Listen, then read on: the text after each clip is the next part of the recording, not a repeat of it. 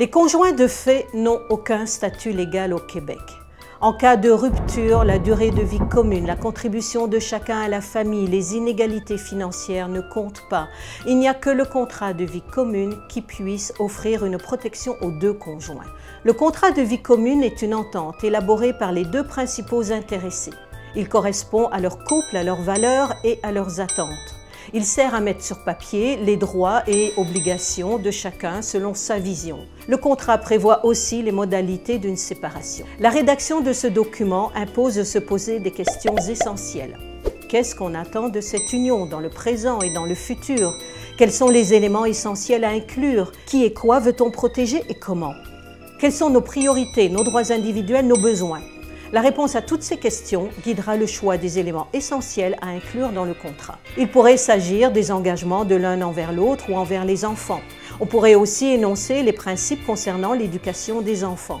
On réfléchira au partage des tâches, des dépenses et des dettes. En dressant une liste des biens de chacun et en précisant leurs valeurs et leurs propriétaires, on se demandera s'il y a une volonté de bâtir un patrimoine familial. Si oui, qu'est-ce qui en fera partie? Qu'est-ce qui en sera exclu? Comment voudra-t-on le partager? On choisira aussi ce qu'on désire concernant la résidence et les meubles de la famille.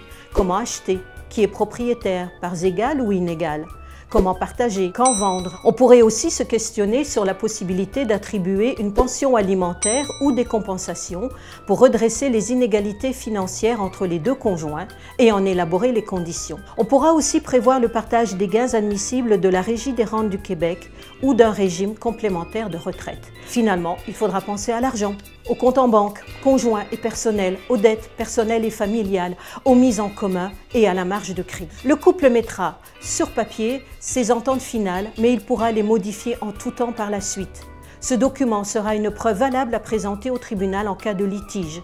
Le contrat ne doit pas obligatoirement être notarié, mais pour être valide, il doit être signé et daté par des conjoints majeurs, aptes et consentants.